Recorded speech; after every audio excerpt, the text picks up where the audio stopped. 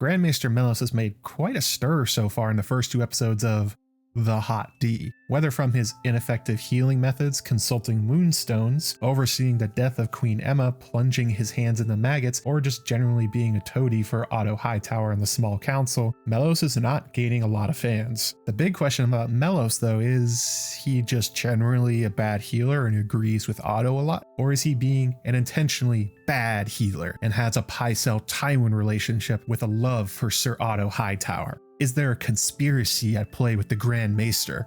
Or is he just a bit of a doofus? Let's see if we can unravel the answer from what we've seen so far. So let's examine the hypothesis that Mellos is just kinda bad at being a healer, and what's happening with his treatments failing is that he's a bit out of his depth. Nothing sinister at play at all. One thing to keep in mind is that the previous example of a Grand Maester we're most familiar with as fans is Grand Maester Pycelle, who did explicitly fail to save Jon Arryn from poisoning out of loyalty to House Lannister. As a viewer, it's natural to have Pycelle's actions color your perception of Mellos. You are used to the idea that the Grand Maester is a shit weasel who will pretend to be unable to save someone for political reasons. That doesn't necessarily mean Mellos is doing the same thing. Of course, the writers of Hot D are aware that you will make that connection and are playing off it for effect. First thing to acknowledge is the job of a Grand Maester itself. Maesters aren't all across the board good at one particular field of study. They often have varied interests and specialities, with the metal links of their chain showing which subjects they have a mastery over. Certainly, most Maesters who live in castles are good healers, as it's an important part of their job when there's really no one else around to help with medical emergencies. But those who can stay in the citadel or are maesters for large cities like Old Town or King's Landing can afford to specialize more on statecraft, warfare, economics, the higher mysteries, and the like. And especially grand maesters like Mellos and Pycelle, where they can have maesters who work under them do the specific tasks they're not really all that good at. You may remember the helpful junior maester under Mellos who suggested cauterizing King Viserys' wound. Also, young maesters will often be assigned to work with older maesters at particularly important assignments as apprentices, like Maester Pylos on Dragonstone, who was preparing to take over for the aging Maester Cressen before Cressen's untimely death trying to assassinate Melisandre. So it's not impossible for Grand Maester Mellos to rise to his position even if he's not a particularly good healer. His skills in other areas could outweigh that deficiency, and as Grand Maester, he has junior maesters who could handle most of the healing duties for him, and it's actually here that we get first told by the show that Mellos might be kinda crappy at healing. King Viserys has a wound on his back from the Iron Throne, no extra meanings there, and whatever Mellos has been trying just isn't working. It's festering in odd ways, and there's some kind of white pus. It's gross. Mellos is seemingly at a loss what to do other than blaming poor humors when his junior maester suggests they cauterize the wound, to which Mellos quickly agrees, and the king does as well. One interpretation of the scene is that the Grand Maester is just out of his depth and doesn't know what he should do next with previous treatments failing. When the junior maester suggests a treatment, Mellos instantly agrees in order to save face. Also notice that the show has him mention the 4 humors to make the audience think that Mellos' healing knowledge is rampant quackery for mentioning such superstitious junk. They are trying to tell you not to trust his medical skills. Next, we get to Aemma Arryn's doomed pregnancy. Mellos says they only have 2 options. They can do nothing and hope Aemma passes the baby on her own, which could kill them both, or perform a very gruesome cesarean section and cut the baby out, but kill the queen in the process. We don't really know what led up to this scenario and how it played out. For instance, did Mellos maybe not know what he was doing and somehow caused this? Like the wound on Viserys, did his pride and position make him overconfident and make some mistake in care leading to the life or death situation? Did he maybe overrule or ignore the midwives in some way? We can't really know, but it is possible, especially with his callous attitude towards women and their opinions, that perhaps Mellos somehow bungled up the delivery rather than listen to better advice. In a similar vein, we also have to question if Mellos gave King Viserys some very poor women's health information. We're told in the episode that of Aemma's 6 children, only Rhaenyra survived with 2 miscarriages, 2 stillbirths, and 1 cradle death. From Aemma's comments as well about the birthing bed being a battlefield, we can guess that she probably did not have easy pregnancies. Certainly in her conversation with Viserys, she tells her husband that it will be the last pregnancy for her, citing the emotional grief and physical toll the deaths have taken on her. I think most maesters in that position would tell Viserys that they should not attempt to have another child. that the Queen's life might be in way too much danger. And this has happened before. The Maesters told Prince Rhaegar the same about Princess Elia of Martell and Rhaegar Baratheon about Alyssa Velaryon. The question is, did Mellos ever tell Viserys that it was too dangerous? Or did he even know that it was? His lack of knowledge could create poor advice about Aemma's overall health that could have very well contributed to her death by putting her in a position that she never should have been in. Also in the bath scene, it's revealed that despite the Targaryens being able to withstand higher temperatures than other people, the Maesters refused to let Aemma take a hot bath, saying it was too dangerous. But it's not dangerous for Aemma, as it's a thing for their family to be able to withstand higher than normal levels of heat. So then, why the advice? Again, the show is suggesting that Mellos is perhaps not very good at the healing and anatomy parts of his job. From a screenwriting perspective, there's not much reason to mention the Maesters specifically keeping her out of the hot water unless you're also trying to get the audience to doubt their advice. It could have just been a fun callback for Game of Thrones fans referencing Dany's immunity to fire a little bit. Throwing in the Maesters specifically telling her not to is a little telling. Mellos being a bit of a bad doctor is reinforced in episode 2. At the end of episode 1, Viserys accidentally cut his finger on the Iron Throne after banishing Daemon to Runestone. Fast forward 6 months and the cut has become dire. The wound in 2 fingers have started to blacken from gangrene and are beginning to die. The situation has gotten so bad that Mellos has prescribed Viserys dunking his hand in a bowl of maggots so that they will eat off the dead flesh. Despite my tone and obvious disgust, this is actually a good idea. Maggot therapy is still used today to remove dead flesh and skin in some circumstances rather than resorting to surgery. Turns out some maggots will only eat the dead parts, leaving the healthy flesh alone, which can then heal. Although it is gross, and Viserys and Otto seem very skeptical, it's actually a sensible solution to the problem. Is suspicious is how a small cut on his finger has been allowed to become infected and grow like this, seemingly unchecked until it looks like Viserys will have to cut off his fingers to save his hand and arm. Maybe this is just, I don't know, a little unlucky. Viserys had a particularly nasty cut, and there was something gross on the sword, and then it got infected. But this would be twice in 2 episodes that small cuts to Viserys had developed from minor injuries to serious infections under the care of Mellos. Maybe the suggestion of the maggots to eat the dead flesh was again the suggestion of another junior maester after Mellos spent 6 months failing to heal the hand. Seems like he just kinda sucks at healing and is unable to manage even simple problems. We know from the book Fire and Blood as well that Mellos is said to be a poor healer, so this isn't idle speculation. In the book, frustrated with Mellos, Rhaenyra flies in her own maester, who, much like with the first wound, ignores Mellos and solves the problem by cutting off the 2 infected fingers. So this may just be a thing. Mellos is bad at healing, and his position as Grand Maester and his pride makes him overrule those around him with ineffective treatments that put his patients at increased risk. But what if Mellos isn't just a bad healer? What if he's an intentionally bad one? Sure, I said earlier to caution against seeing Pycelle and Mellos, but now let's ignore that warning. Let's walk on the wild side. Maybe Mellos is specifically giving poor medical advice and treatments to harm the king and his family, and is doing it either on orders from the Citadel or Otto Hightower. That's right, it's Maester Conspiracy time. Put on your tinfoil links and hats so the green seers and glass candles can't see into your head. The argument for the conspiracy is that the Hightowers in the Citadel, as Archmaester Marwyn later claimed, could not win a fight against the dragons directly, fearing that Old Town and the Hightower would burn down in dragon flame. So instead they used unconventional warfare and used the Maesters and the Faith as weapons to bring down the Targaryens slowly with poor advice, bad medical care, and social pressure. Their goal either being the death of the dragons, which would remove the Targaryen I win card, or the death of the family themselves, or hey, why not both? The end goal of Westeros being returned to how it was before Aegon the Conqueror, free of Valyrian overlords and dragons. And certainly here, it would be very easy to make the case that Mellos, rather than incompetent, was doing a bad job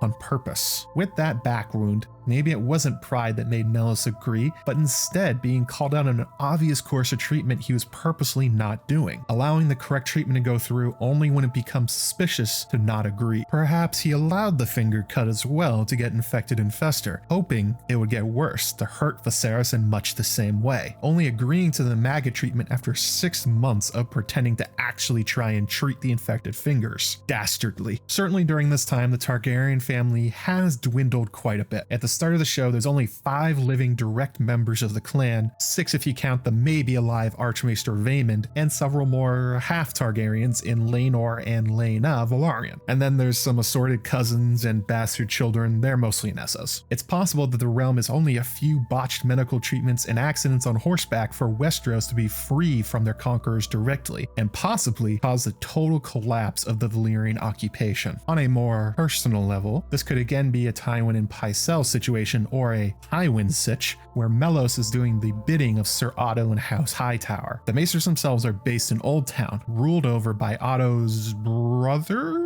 Lord Hobart Hightower, and are beholden to the Hightowers for financial support. In the long past, they were founded by Paramore the Twisted, and ever since, when the Citadel needs money to keep their beacon of learning running, it's the Hightowers that will always pay the bill. And I guess it would be a little naive to think that the Hightowers continue to do this out of the goodness of their hearts and love of knowledge alone. Some kind of influence over the Maesters is to be expected. After all, if the Hightowers give up their patronage, the Maesters suddenly have no way to sustain their order and would probably collapse. How strong that influence is on any particular Maester, though, is uncertain to say the least. Otto, as the Lord's brother and a shrewd political mind while also being hand of the king, would certainly be in a position to extract obedience from someone like Mellos. Otto could possibly get him removed from his position, get him reassigned somewhere cold and awful like the Wall, or really who knows what else. It is certainly possible that Mellos is being blackmailed, coerced, or is just flat out loyal to the hand of the king, and so at any given time is doing basically whatever Otto commands. Taking that all in mind,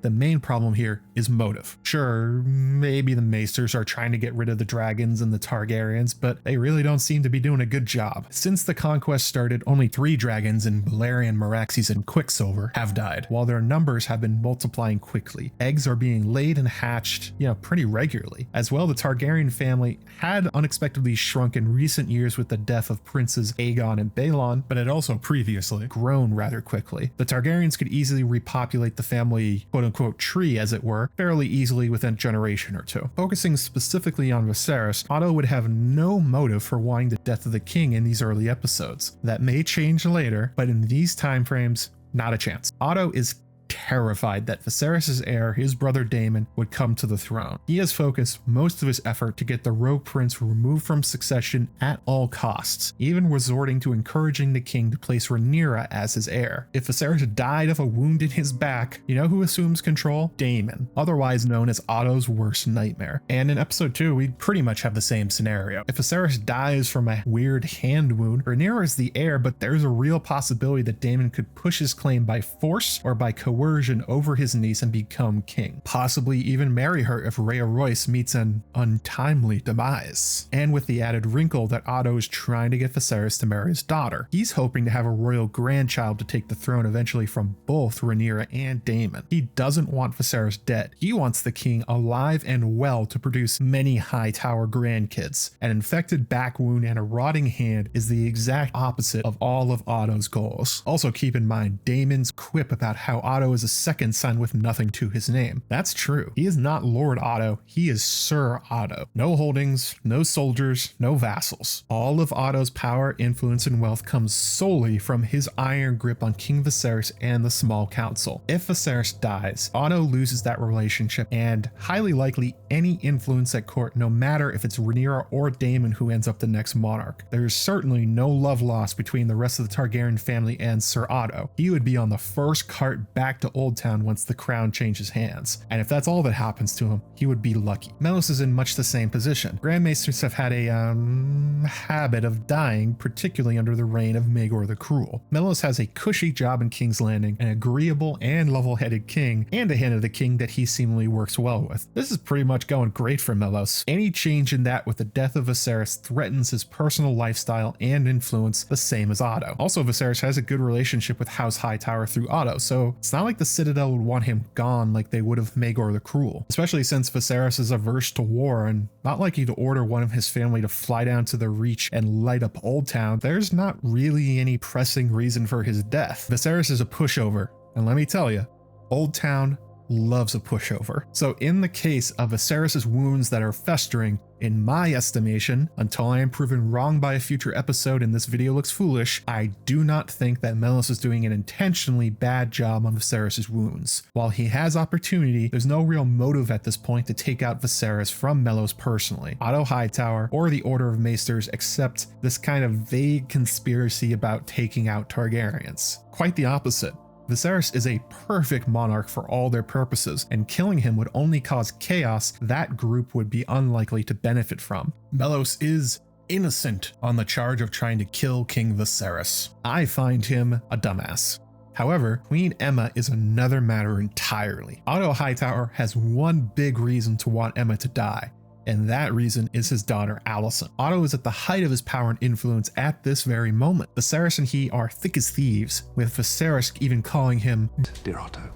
The king pretty much does whatever Otto wants, even letting Otto move Daemon from job to job in the capital to minimize the prince's influence. So if the opportunity somehow arose, and wouldn't you know it, that does happen with Aemma's death, Otto could try and get Viserys to marry Alicent by manipulation and pressure. From there, Otto would be much more secure at court with his daughter as queen and potentially future royal heirs of his own blood. His uncertain position as a second son would be replaced by having his offspring ruling all of Westeros. There could be no safer position, and with only Rhaenyra in his way, Otto could theoretically engineer a situation like he did to get Daemon disinherited and then force Rhaenyra out of succession. As we know, Otto jumps at the opportunity immediately, almost like he's been planning for it. Very shortly after Aemma dies, he commands his daughter to go to the king wearing her mother's dress, a clear attempt to try and get his far too young daughter Alicent to fill the hole left in Viserys' heart from his late wife. A gamble that works. Where Mellos comes in is kind of what I said earlier. Maybe Mellos gave bad advice about Aemma's chances of surviving another pregnancy out of incompetence or indifference, but perhaps instead it was because Otto wanted Mellos to encourage them to conceive again, hoping that Aemma would somehow come to an early grave while Viserys is still young enough to have more children. And so, perhaps Mellos lied about how healthy Aemma actually was. Maybe he brought up the idea of Targaryen exceptionalism. She's the blood of the dragon. She is stronger than everyone else, that it is safe to try for another heir. And combined with Viserys' dream of a son, he decided for himself and Aemma that she would have another child, believing it was a lot safer than it really was. Rhaenyra alludes to this possibility as well, complaining to Aemma that here you are surrounded by attendants all focused on the babe.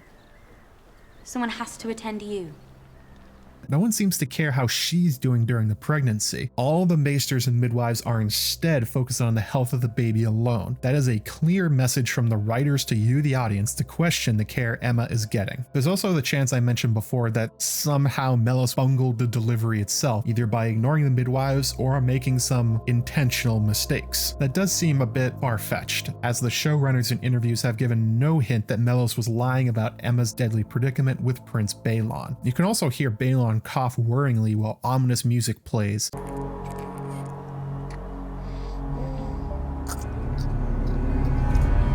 suggesting that the infant is already in danger. Not impossible that Mellos had a much more direct role in the deaths of Aemma and Balon, but do you think if it was intended by the show, they would have put something in, like, I don't know, a scene of the other maesters and midwives warning Mellos about some extremely risky medical advice, or Otto rewarding him in some way after the funeral? And beyond Otto, there is motive for Mellos as well. Should he help out Otto, there would certainly be an understanding that Mellos would want for nothing as Grand Maester. Favors, gold, who knows, the sky's the limit. Otto would pay almost any price to get Alicent married to the king, as we know with the pressure he put on his daughter. Mellos, and by extension the Citadel, would be very happy to collect a favor from the hand of the king of that magnitude. There is a problem with this though. When presented with the opportunity to speak against the match of Viserys to the 12-year-old Lena Velaryon, Mellos instead supports the match. Made by the Great Council still linger, my king.